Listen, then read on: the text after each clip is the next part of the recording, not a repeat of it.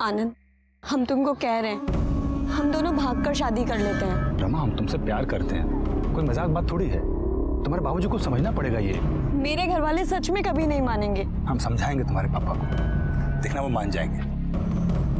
तुम बिल्कुल टेंशन मत लो। अंकल मेरी बात सुनिए, देखिए पापा प्लीज मत मारो आनंद को। हमारी बात सुनिए, हमारी बात। रमा, रमा प्लीज पापा, पापा प्लीज, पापा मैं और आनंद बहुत प्यार करते हैं एक दूसरे से। प्यार का भूत हम उतारेंगे तो घर चलता है। छोड़िए पापा हमें। चल पूरा खुमारी उतार देगा तुम्हारा। अरे मिश्रा हमारे जूते का औकात का नहीं है, उसके बेटे ने ब्याह करेगी, अपना मर्जी चलेगी, जान मार देंगे तुम्हारी। अरे क्या कर रहे हैं आप? अरे ये जो की तो की, आप भी कोनो अच्छा नहीं कर रहे हैं, आप भी तो गलती कर रहे हैं ना। अरे जवान बिटिया को बड़े बाजार में बेइज्जत करते हुए खींचते हुए घर से ला रहे हैं। अरे गलती हो गई कि घसीट कर लेकर आए, मार कर लाना चाहिए था, अक्ल ठिकाने आती है। काबे हमारा लौंडा होके पिट के आए, शर्म नहीं आया तुमको? हैं? इसको बताओ, बोल रही हो तुम? जंग जीत के नहीं आया तुम्हारा लाल, पिट के आया लौंडिया चकल्लस में, वो भी उसके बाप से। साला खुद का इज्जत तो है नहीं, हमारी इज्जत पे मुंह दिए। अबे मेमना बने का बेटा, तुमसे बतिया रहे हैं, कहा नहीं ये खींच के दो झापड़ू सिरा को। बाबूजी हम उनको कैसे मारते? हम रमा से इतना प्यार करते हैं तो उनके पापा पे कैसे हाथ उठाते हैं? कैसे प्यार का भूत हम उतार करेंगे। चल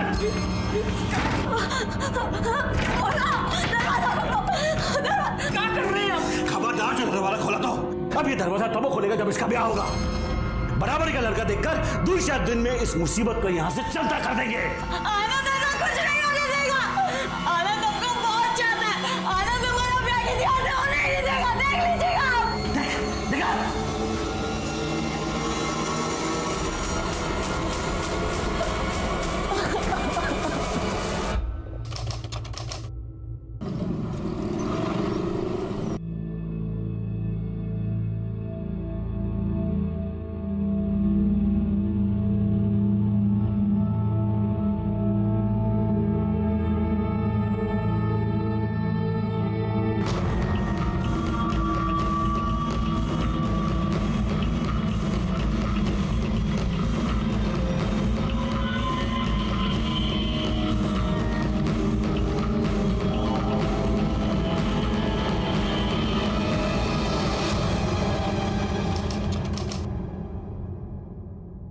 पहचान की है। लड़की का नाम था रमा सिन्हा। लड़की रेगुलर कस्टमर थी, इसीलिए टेलर की रिकॉर्ड बुक से हमें उसका फ़ोन नंबर और एड्रेस मिला था। जब हमने फ़ोन किया तो फ़ोन स्विच ऑफ मिला। फिर हम उस एड्रेस पे पहुंचे, लेकिन घर पे ताला लगा हुआ था सर। आस पड़ोस में पूछताछ करके हमें पता चला कि पिछले कुछ दिनों से वो लोग वहाँ दिखे नहीं, गाड़ी भी नहीं है, शायद बाहर कहीं गई है सर। जब पूरी फैमिली बाहर गई थी तो रमा उनके साथ क्यों नहीं गई? हो सकता है वो अपने ससुराल में हो। सर उसकी तो शादी नहीं हुई थी, ससुराल में होने का तो सवाल ही पैदा नहीं होता। नहीं यादव जी, ये देखिए रमा की मांग में सिंदूर। लेकिन सर आस पड़ोस में पूछताछ करके हमें पता चला था कि शादी हुई नहीं थी। यादव जी शादी तो हुई थी, लेकिन शायद लोगों को नहीं पता था कि वो शादीशुदा है, और शायद यही उसकी मौत का भी कारण हो। यादव जी ये रमा के सारे कॉल रिकॉर्ड्स और फ़ोन लोकेशंस निकालिए, और इस सिन्हा फैमिली की जितनी हो सके उतनी डिटेल्स निकालो। हम तो रमा को बहुत सीधी सादी मानते थे। अरे सीधी सादी स्कूल टीचर थी, पर ये सुना था कि कोई आनंद मिश्रा के साथ उसका चक्कर भी चल रहा है। और थोड़े दिनों पहले ये भी सुना था कि दोनों परिवारों में घमासान हुआ था। सुना था लाठी तलवार भी भाजी गई थी, वो भी बीच बाजार में। सर हमको रमा की पर्सनल लाइफ से क्या लेना देना? हम तो इतना बोल सकते हैं कि वो बहुत ही अच्छी और मेहनती टीचर है, ना किसी से दोस्ती ना किसी से बैर, बस अपने काम से काम रखने वाली।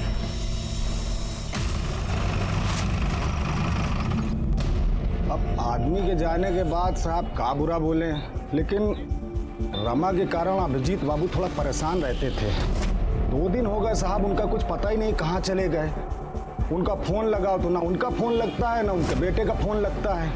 माल आया पड़ा है साहब, पेमेंट करनी है साहब। 2 दिन से बहुत परेशान है, कहाँ गए कुछ मालूम ही नहीं है। सर मैंने कई लोगों से पूछताछ की, लेकिन किसी को भी नहीं पता सिन्हा फैमिली कहाँ है, और उनके फ़ोन्स भी स्विच ऑफ आ रहे हैं सर। यादव जी ये अभिजीत, रत्ना और शिवम तीनों के कॉल रिकॉर्ड्स और मोबाइल लोकेशन निकलवाओ। तब तक इस आनंद से मिलते हैं, देखते हैं वो क्या कहता है। साहब, आनंद का शादी रमा से हुआ। उसके बाद रमा अपनी अम्मा के घर गई आशीर्वाद लेने। एक बार को हम अपनी अम्मा से मिलना चाहते हैं। फिर लौटी नहीं साहब।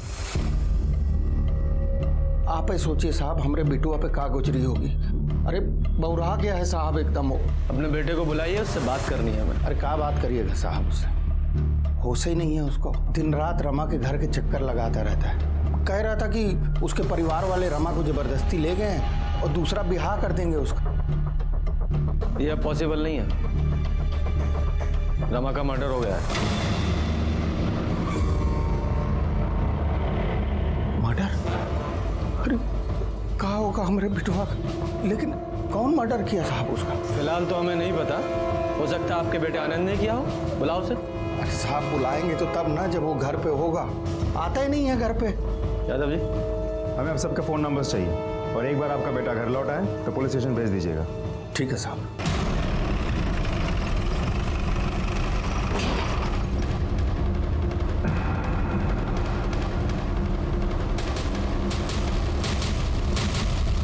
सर लगता है फैमिली अभी तक लौटी नहीं है। ऐसा ही लगता है।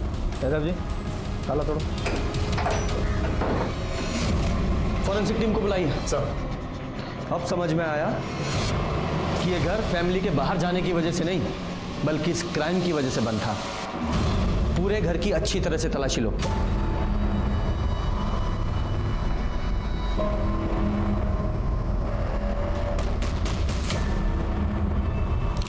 सर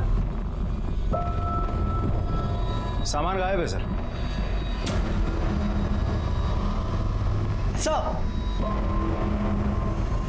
खाली पड़ा था। यहाँ भी कुछ नहीं है। लगता बहुत जल्दबाजी में भागे हैं। यादव जी, अगर ये ब्लड रमा के ब्लड ग्रुप से मैच होता है तो शायद बहुत कुछ क्लियर हो सकता है। और सर इनकी गाड़ी भी तो नहीं है। कहीं ऐसा तो नहीं कि सबके सब अपनी ही गाड़ी लेके भागे हो सकता है। गाड़ी का नंबर मिला है ना सब? उसकी डिटेल सर्कुलेट कराओ। ये लोग भागने नहीं चाहिए और इनकी कॉल रिकॉर्ड्स और मोबाइल लोकेशन भी निकलवाओ। सब।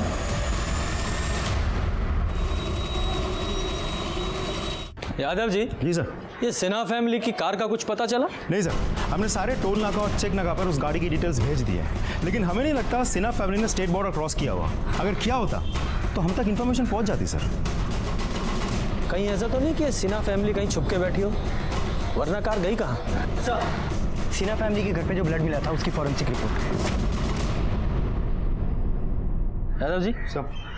ये जो सिन्हा फैमिली के घर पे जो ब्लड मिला है ये तो रमा का ही है। इसका मतलब रमा का पहले घर में खून किया गया और बाद में उसकी बॉडी को ठिकाने लगाने के लिए फेंक दिया गया। लेकिन सर खून किया किसने? फैमिली ने। पॉसिबल है। हो सकता है ये ऑनर किलिंग का केस हो, क्योंकि सिन्हा फैमिली को ये रमा और आनंद का रिश्ता पसंद नहीं था और जब रमा ने आनंद से शादी कर ली और घर वापस आई तो गुस्से में फैमिली ने उसे मार दिया और बाद में बॉडी को फेंक के फरार हो गया। फॉरेंसिक रिपोर्ट और सर्कमस्टांशियल एविडेंस के बाद ये कंफर्म हो गया कि ये केस ऑनर किलिंग का ही है। अभिजीत सिन्हा को ये रिश्ता पसंद नहीं था, फिर भी रमा ने भागकर शादी कर ली। अपने बाप के गुस्से को अनदेखा करके वो अपनी माँ से आशीर्वाद लेने पहुंची, लेकिन वापस नहीं लौटी। और अब हमारे लिए सबसे ज्यादा जरूरी था सिन्हा फैमिली और उनकी कार का मिलना। सर अगर ये केस ऑनर किलिंग का होता तो माँ बाप जिंदा होने चाहिए थे, लेकिन उन दोनों का भी मर्डर हो गया और घर के अंदर हमें रमा का ब्लड मिला। मतलब माँ बाप को कहीं और ले जाके मारा गया होगा, लेकिन समझ में नहीं आ रहा है माँ बाप को कौन मार सकता है और क्यों? देखो, किसने मारा ये तो कंफर्म नहीं बोल सकते, पर वो रमा का पति जो आनंद है उसके पास भी मोटिव है। उसका कुछ पता चला? नहीं सर, लेकिन वो जब भी घर वापस आएगा या फ़ोन स्विच ऑन करेगा हमें इन्फॉर्मेशन मिल जाएगी। और सर ये अभिजीत सिन्हा का बेटा शिवम सिन्हा वो भी तो गायब है, तो ऐसा भी तो हो सकता है कि तीनों मर्डर्स उसी ने किया हो और गाड़ी लेके फरार हो गया हो।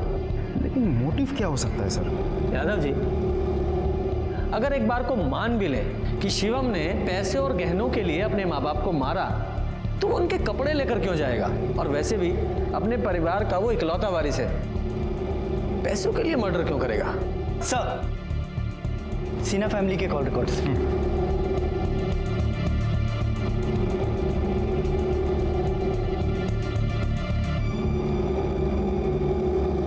क्या है कॉल रिकॉर्ड्स में Yadav ji? Sir mobile location के मुताबिक अभिजीत और रत्ना का मोबाइल 11 जून की शाम 7 बजे स्विच ऑफ हुआ था घर के बगल में, जबकि शिवम का फोन 12 तारीख को सुबह 7 बजे स्विच ऑफ हुआ और रमा का फोन सुबह 8 बजे, मतलब 1 घंटे बाद।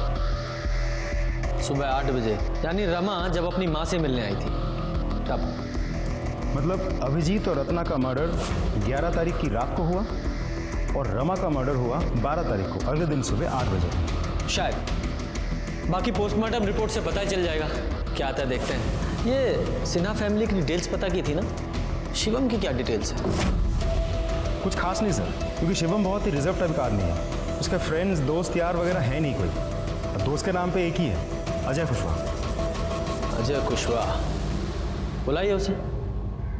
दोस्त है, कुछ तो राज पता होगा ही। सर शिवम का कभी उसके पापा से बना ही नहीं। अंकल सोचते थे वो उनका बिजनेस देखेगा, पर शिवम का मन मुंबई जाकर सेटल होने का था।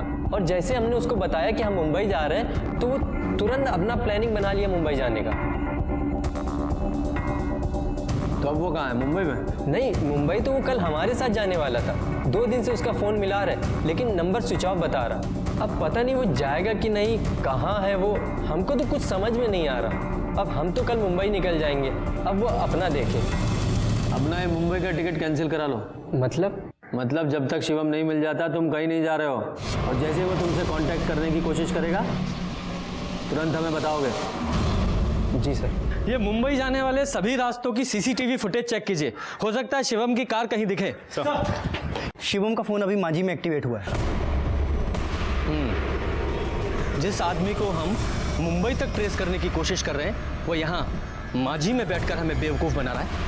यादव जी, इस शिवम की लोकेशन ट्रेस करो, और इससे पहले कि ये दोबारा हमारे हाथ से निकले, उठा कर लाइए उसे। लोकेशन तो यही दिखा रहा है। आगे? जी सर। मैं फॉलो करता रहूँ सर।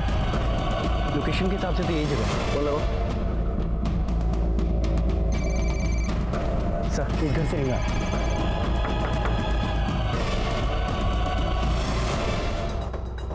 शिवम कहाँ है? शिवम? कौन शिवम साहब? हमको नहीं पता। तुम्हारा नाम क्या है? गोपाल। फोन लगाओ। घंटी की आवाज आ रही है अंदर से। फोन तुम्हारा है? लेके आओ फोन। मत बात सुनिए सबको।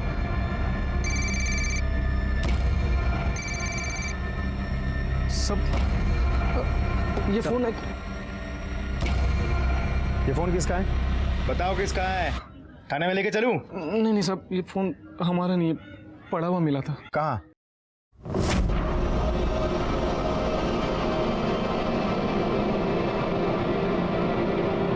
जय माता दी। बैटरी खत्म हो गई तो मोबाइल बंद पड़ गया, और हम भी चार्ज नहीं किए। फिर सब जब 2-3 दिन हो गए तो हम मोबाइल चार्ज किए। आज ही ऑन किया था साहब कि आप सब माफ़ी दे दो साहब, गलती हो गई। ठीक है। ये फ़ोन कहाँ मिला था तुम्हें? वो बजाज रोड नंबर 3 पे सर। Bajaj road number 3? ये अभिजीत सिन्हा का घर वही है ना? जी सर।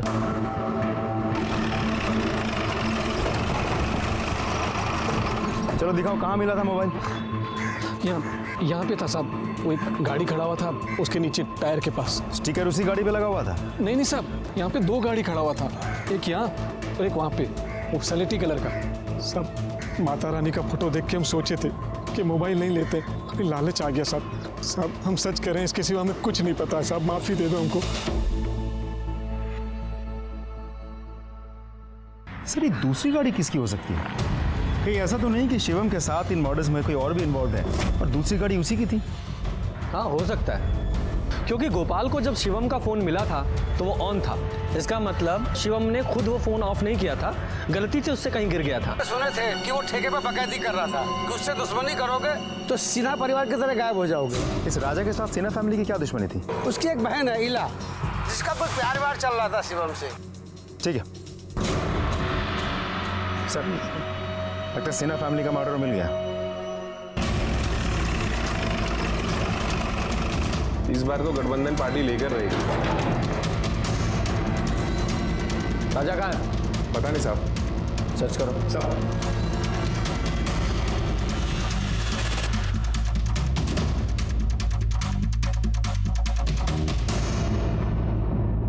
सर ऊपर आइए।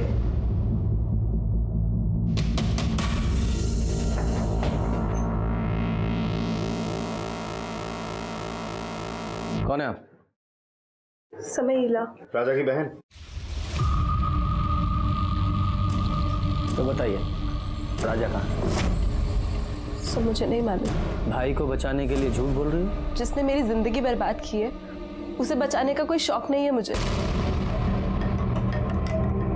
मतलब? वो चाहता था कि हम अपनी जिंदगी उसके तरीके से जिए। शिवम सिन्हा नाम के लड़के से प्यार करती हूँ मैं। जब ये बात उसे पता चली तो उसने हंगामा कर दिया। जब मैं प्रेग्नेंट हुई तो जबरदस्ती मेरा बच्चा गिरवा दिया। इतने से भी नहीं माना वो। और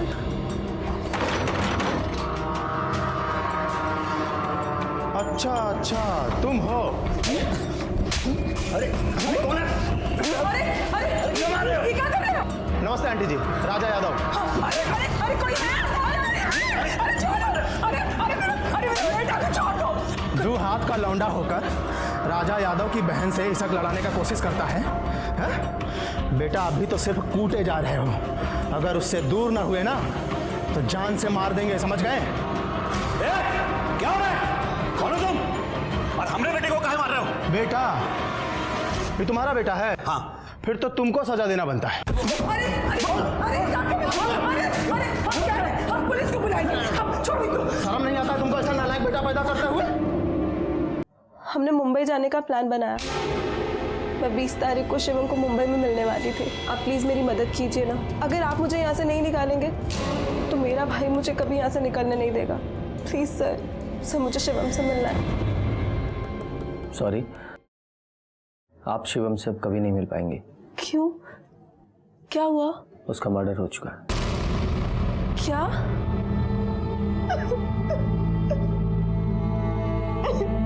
संगीता,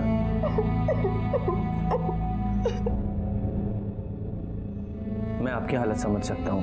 बस एक आखिरी बात बताओ, तुम्हें लगता है तुम्हारा भाई राजा शिवम को मार सकता है? Yadav ji, sir state border seal करो। राजा भागना नहीं चाहिए। सारे खबरियों को एक्टिवेट करो। 24 घंटे के अंदर अंदर राजा मुझे लॉकअप में चाहिए। जी सर। सर मुझे लगता है आपका शक सही था। शिवम की मौत भी 11 जून को रात 8 से 10 बजे के बीच हुई थी, गला घोटने की वजह से। लेकिन फॉरेंसिक रिपोर्ट के हिसाब से गाड़ी में कोई फिंगरप्रिंट्स नहीं मिले और ना ही स्टीयरिंग व्हील में मिले। लेकिन हाँ, गाड़ी के सीट और डिक्की में जो ब्लड स्टेन मिले हैं उसके साथ अभिजीत, रत्ना और रमा के ब्लड ग्रुप मैच हुए हैं। यादव जी, इसका मतलब ये हुआ कि कातिल ने सिन्हा फैमिली की बॉडीज को ठिकाने लगाने के लिए उन्हीं की कार का इस्तेमाल किया और उस पे से सारे फिंगरप्रिंट्स मिटा दिए। लेकिन उसने एक गलती कर दी, उनकी कार से उसने ब्लड स्टेन नहीं हटाए। उसने अभिजीत, रत्ना और रमा तीनों का फोन स्विच ऑफ कर दिया। लेकिन शिवम का फोन स्विच ऑफ नहीं कर पाया क्योंकि उसे पता ही नहीं चला कि उसका फोन कब और कहां गिरा, जो कि बाद में गोपाल को मिला। हो सकता है सर। पर यादव जी, मुझे एक बात समझ में नहीं आ रही है कि कातिल ने 11 तारीख की रात को अभिजीत, रत्ना और शिवम तीनों का खून कर दिया, लेकिन रमा को उसने 12 तारीख की सुबह यानी कि 12 घंटे के बाद मारा। इसका मतलब है कि कातिल लगातार सिन्हा फैमिली के घर में बना हुआ था। कौन हो सकता है वो? राजा? क्योंकि पॉलिटिशियन का हाथ सर पे होने की वजह से उसका कॉन्फिडेंस बढ़ गया हो, या फिर आनंद, वो भी तो गायब है। यादव जी, इन दोनों का जल्दी से जल्दी पता लगाना होगा। यह केस ऑनर किलिंग से लेकर शिवम के स्वार्थी होने से होता हुआ अब एक बदले की भावना का लगने लगा था, जिसमें राजा का मोटिव तो क्लियर था, पर आनंद जो इतने समय से गायब था उसका मोटिव हमें समझ में नहीं आ रहा था। अगर वो रमा से शादी करने के लिए इतना बेचैन था तो उसका मर्डर क्यों करेगा? हम लोग इसी उधेड़-बुन में थे, तभी इस केस में एक नया किरदार और नया एंगल सामने आया। अब ये कौन है? सर ये साहब, हम प्रकाश कुमार, सिन्हा परिवार के एकमात्र रिश्तेदार बचे हैं साहब। वो कैसे? साहब, रत्ना सिन्हा हमारी बुआ थी। अच्छा। हमारे पिताजी की इकलौती बहन। सब बहुत साल पहले पिताजी का देहांत हो गया, फिर 3 साल पहले अम्मा भी गुजर गई। फिर बुआ हमको फ़ोन करके बोली कि यहीं आ जाओ, फूफा जी के काम धंधे में हाथ बटाना। तो पिछले 3 साल से हम यहीं हैं साहब, और फूफा जी के खानदान में भी कोई है नहीं। तो हम ही हुए एकमात्र रिश्तेदार। ठीक है, मान लिया तुम उनके रिश्तेदार हो, पर ये कहानी हमें क्यों सुना रहे हो? साहब थोड़ा धैर्य से सुने, तो उसी पे आ रहे हैं। अब बैठ जाए। बैठो। धन्यवाद साहब। साहब कहा है कि 2 साल पहले ना फूफा जी 2 दुकान लिए थे, तो एक दुकान उनसे हम ले लिए किराए पे अपना धंधा शुरू करने के लिए, और एक दुकान अपने दोस्त संजीव को किराए पे चढ़वा दिए। आपको शक सुबह है तो आप जांच कर सकते हैं साहब। अरे ठीक है, लेकिन साफ साफ बोलो, कहना क्या चाहते हो? सर हम बुआ के परिवार के मृत्यु प्रमाण पत्र के लिए आपका एनओसी चाहते हैं साहब, ताकि पूरा प्रॉपर्टी हमारे नाम पे हो सके। अब हम ही तो हैं अकलौते वारिस। तुम्हारे जुबानी खर्च के अलावा तुम्हारे पास कोई पुख्ता सबूत है कि तुम ही हो अकेले वारिस?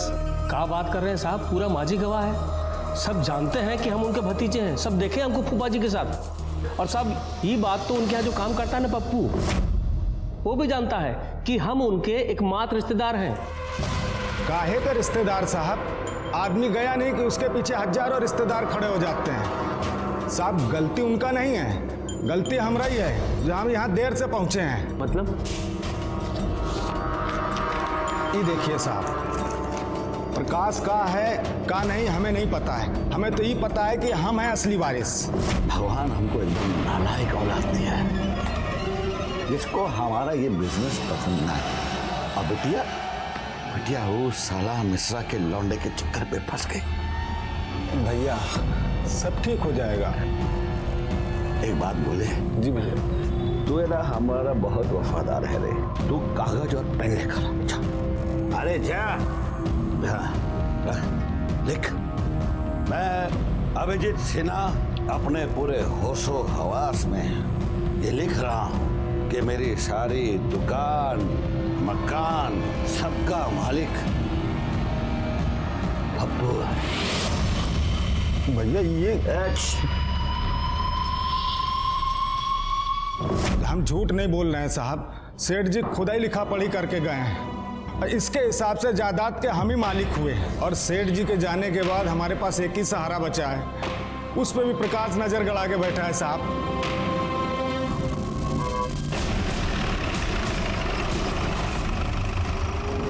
सेठ जी भले आदमी थे साहब, प्रकाश ने दुकान किराए पे दिलाया था। प्रकाश तो तुम्हारा दोस्त है ना, तुम्हें तो पता ही होगा कि वो अभिजीत सिन्हा की प्रॉपर्टी पे क्लेम कर रहा है कि वो उनका अकेला वारिस है।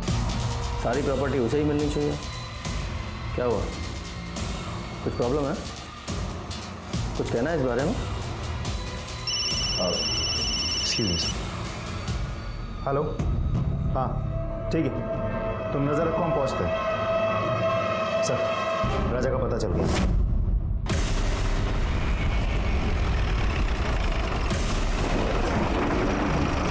क्या हुआ साहब? राजा है? कोई नहीं साहब, यहाँ पे कोई गलत खबर दी है आपको। चलो चेक करो। साहब आप नहीं जा सकते।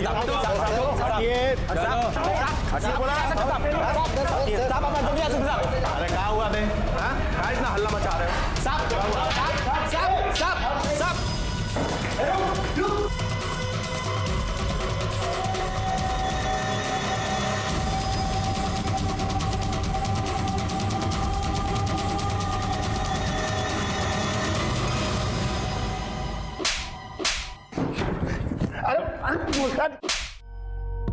हम सच कह रहे हैं, हमने कुछ नहीं किया, हमने किसी को नहीं मारा है। जब तूने कुछ किया ही नहीं है तो भाग क्यों रहा था? अरे वो इला के चक्कर में हम शिवम और उसके परिवार वालों को धमकाए थे कि वो इला से दूर रहे, और फिर जब सिन्हा परिवार गायब हो गया तो हम भी ऐसे झूठ में हेकड़ी झाड़ दिया कि सब हमने किया है।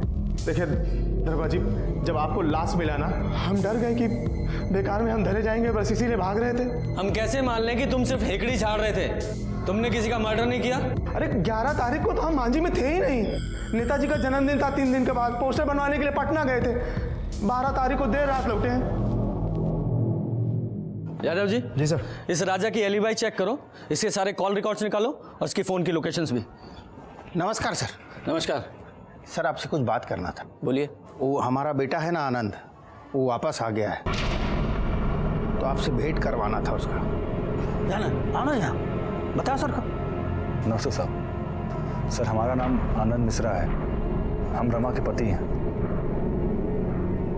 और चूंकि सर हमारे बाद इस परिवार में और कोई बचा नहीं है तो कानूनन हमारे ससुर की सारी संपत्ति पर हमारा हक बनता है। आप तो जानते हैं सर, कानून के हिसाब से जब पत्नी का देहांत हो जाता है तो सब कुछ पति का ना हो जाता है। और पत्नी के इस मायके में कोई है नहीं सर, तो अगर इसको इसका हक मिल जाता सर तो बस। हाँ, बीवी मरी तो गायब हो गए और आज अचानक प्रॉपर्टी का क्लेम करने आ गए। कहाँ गायब थे अब तक?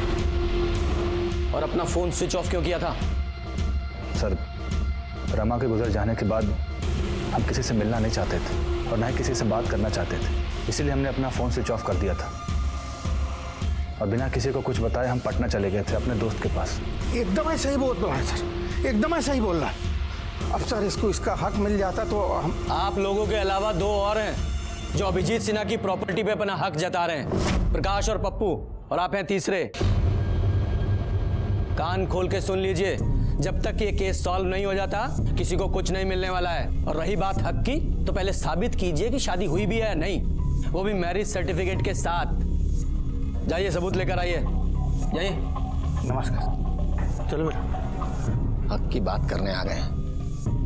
यादव जी, इससे पहले कि मर्डर केस से ज्यादा प्रॉपर्टी क्लेम का केस बने, हमें इसे जल्दी से जल्दी सॉल्व करना होगा। पता लगा रोज एक वारिस हमारा दिमाग खराब करने आ रहा है। देखो ना क्या जमाना आ गया है, जब पूरा परिवार मरा तो कोई कंधा देने वाला नहीं था, और अब देखो रोज एक नया आदमी हिस्सा मांगने आ रहा है। घोर कलयुग है। सर, हैंडराइटिंग एक्सपर्ट के हिसाब से पप्पू के लेटर पे अभिजीत की ही साइन है। सर, कॉल लोकेशन के मुताबिक राजा 11 जून की सुबह से लेकर 12 जून रात के 11 बजे तक पटना में ही था। सर, जिस तरह के काम राजा करता है उसके लिए कोई बड़ी बात नहीं है कि हमें गुमराह करने के लिए अपने फ़ोन को किसी दूसरे लोकेशन पे छोड़ दे। यादव जी, मुझे नहीं लगता कि राजा को यह सब करने की जरूरत है। समझा नहीं सर? समझाता हूं। ये देखो, ये राजा अगर शिवम को मारता तो तभी मारता जब इसकी बहन इला प्रेग्नेंट थी। अगर मान भी ले कि राजा ने शिवम को मारा है तो इसके माँ बाप को क्यों मारेगा? और वैसे भी हमने पटना में उसकी एलिबाई चेक किए ना, 11 से 12 जून के बीच वो पटना में ही था। नहीं नहीं नहीं, ये राजा तो कातिल नहीं हो सकता।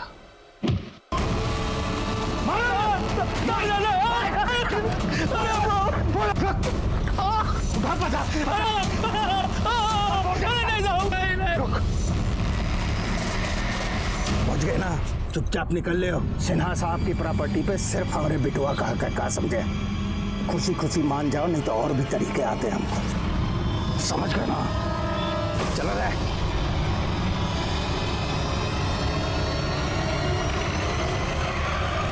देखो अनुज, मेरा केस की वजह से वैसे ही दिमाग खराब है, ऊपर से तुम ये उल्टी बात कर रहे हो।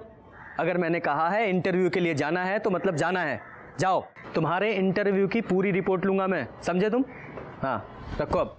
सर, अब हम किए साहब, दुखित होता है, दारू का लत लगा लिया। अब साहब एक ही दोस्त था साहब, देखिए खुद का जान ले लिया दारू के नशे में, वो भी चला कहाँ गया सर जी? आपको क्या लगता है सर, सच में सुसाइड किया है या बात कुछ और ही है? यादव जी, इस प्रकाश कुमार और संजीव झा की पूरी डिटेल्स निकालो। सर, पोस्टमार्टम रिपोर्ट के मुताबिक संजीव की मौत रात 10 से 11 बजे के बीच हुई थी, दम घुटने की वजह से, ना कि फांसी लगाने की वजह से। और संजीव के कॉल रिकॉर्ड्स के मुताबिक मरने से 12 घंटे पहले तक उसने प्रकाश को एक नहीं, दो नहीं, बल्कि पूरे 15 कॉल्स किए हैं। और मरने से 1 घंटे पहले भी उसने प्रकाश को ही आखिरी बार कॉल किया था। और मर्डर के वक्त प्रकाश के मोबाइल की लोकेशन संजीव के घर की है। यादव जी, ये देखिए, सिर्फ प्रकाश के मोबाइल की लोकेशन नहीं, ये आनंद के मोबाइल की लोकेशन भी मर्डर के वक्त संजीव के घर के पास ही की बता रहा है। हो ना हो, खूनी इन दोनों में से एक है। लेकिन सर, संजीव को मारने का मोटिव क्या निकलता है फिर? मोटिव भी ये दोनों ही बताएंगे। उठा के लाओ दोनों को। सर, हम सच बोल रहे हैं, हम तो संजीव के घर के पास गए भी नहीं थे। अगर झूठ बोलेगा तो और मार खाएगा। मार से बचना है तो सच बोल। बोल, सच बोल। सर, ये सब हम अपनी मर्जी से नहीं कर रहे थे, ये पापा हमको सिखा पढ़ा करके भेज रहे थे। उन्होंने कहा था कि संजीव को जाके बोले कि वो दुकान खाली कर दे। और जब सर ये बात हम बोल कर निकले तब तक वो जिंदा था। और सर उसके बाद हम पप्पू के पास चले गए कि वो प्रॉपर्टी पे क्लेम ना करे। सर आप यकीन मानिए, ये सब पापा हमसे जबरदस्ती करवा रहे थे, हमको कुछ नहीं चाहिए सर। हम तो सिर्फ रमा से प्यार करते थे और वो हमें अब कभी नहीं मिलेगी सर, हम उसे कभी देख नहीं पाएंगे।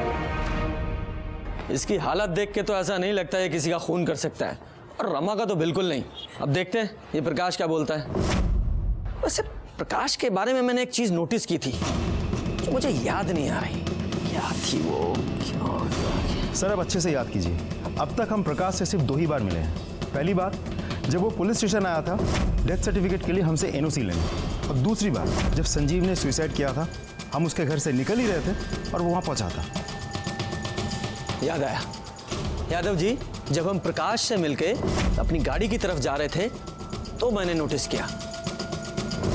सर गोपाल, जिसने शिवम का मोबाइल उठाया था और जिसने स्टिकर और ग्रे कलर के गाड़ी के बारे में हमें कहा था, जो मर्डर के दिन अभिजीत सिन्हा की गाड़ी के साथ पार्क की हुई थी। यादव जी, इस प्रकाश की गाड़ी को फॉरेंसिक के लिए भेजो। अब देखते हैं कौन सी कहानी सुनाता है। काहे फंसा रहे हैं साहब? हमारे दोस्त का मर्डर का इल्जाम हम पे लगा रहे हैं। क्या है, आप लोग को पैसा वैसा चाहिए क्या? तुम्हें फंसाने की जरूरत नहीं हमें, तुम्हारे खिलाफ बहुत सबूत है हमारे पास। ये रही तुम्हारे फोन कॉल्स की और तुम्हारी फोन लोकेशन की पूरी डिटेल्स। संजीव को मारने से पहले तुमने उससे फोन पे बात की थी ना, फिर अपनी दुकान से उसके घर गए थे ना, वहां आधा घंटा रुके थे, और उसके बाद 8:15 बजे तुम अपने घर गए थे। बोलो, आधा घंटा क्या कर रहे थे वहां? साहब इसमें कौन सा बड़ा बात है साहब? संजीव दोस्त है हमारा, दुखी था, उसका काम धंधा बंद है, सांत्वना देने गए थे, और साहब एक आधा घंटे बाद वापस भी तो आ गए थे। हाँ, कहानी अच्छी है। अब ये भी बता दो, तुम्हारे गाड़ी के पीछे जो ब्लड स्टेन मिले हैं वो किसके हैं? अरे साहब वो तो मुर्गे का खून है साहब। दोस्तों के साथ पार्टी किए थे, 20 किलो मुर्गा कटवाए थे, वही गाड़ी में लेके गए थे साहब। वो मुर्गे का खून नहीं, वो इंसानों का खून है। अभिजीत सिन्हा और रत्ना सिन्हा के ब्लड से मैच करता है वो। सच सच बोलो, वरना यादव जी को बोलेंगे तुम्हारी ऐसी रेल बनाएंगे कि झूठ बोलने लायक नहीं रहोगे। यादव जी बोल।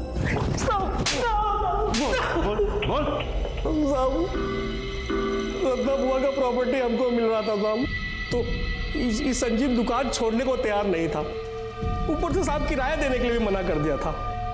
बोलता था कि तुमको तो सब फोकट में मिल रहा है, तो काहे दुकान का रेट लगाए हुए। साहब दोस्तों के साथ चिरकुट जैसा बात कर रहा था, तो हमको भी गुस्सा आ गया, तो हम उसके घर पे गए और ऐसा दिखाए कि जैसे हम उसका बात मान लिए। हमको मालूम था कि तुम हमारी परेशानी जरूर समझोगे। I love you, I love you. नहीं, ये तो हमें समझ में आ गया कि तूने प्रॉपर्टी के लिए मारा, लेकिन सिन्हा फैमिली को मारा कैसे? तो लोग बार बार बोल रहे थे कि किराया भरो, नहीं तो चलते बनो। अब साहब अपने सगे भतीजे के साथ ऐसा भी करता है क्या? दुकान खाली करो का धमकी सुन सुन के ना उपटा गए थे एकदम। तो हम सोचे कि मार डालेंगे, तो फिर हम फूफा जी को फोन किए और कहे कि किराया देने के लिए हम घर पे आ रहे हैं। देखो, हमको 6 महीने का पूरा किराया चाहिए, कौन बहाना नहीं। चिंता मत कीजिए फूफा जी, आज के बाद आपको कोनो तकलीफ नहीं होगा। पापा क्या होगा बाबू? सबका लाश गाड़ी में डाल के ठिकाने लगाने का प्लान बनाए थे।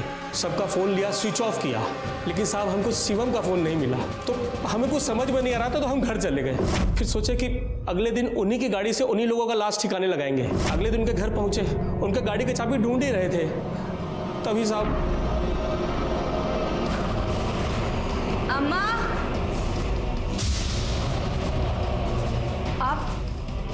आप दोनों यहाँ क्या कर रहे हैं? और अम्मा पापा कहाँ हैं?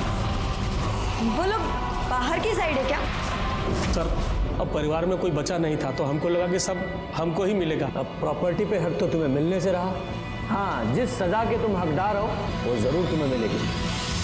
जैसे अच्छे कर्मों का फल देर से ही सही पर मिलता है, उसी तरह जुर्म की और पाप की सजा भी तय है। ये केस शुरू हुआ था एक लड़की के कत्ल से, जो शुरू में ऑनर किलिंग जैसा लग रहा था। शिवम का एंगल सामने आया तो प्रॉपर्टी के स्वार्थ जैसा लगा।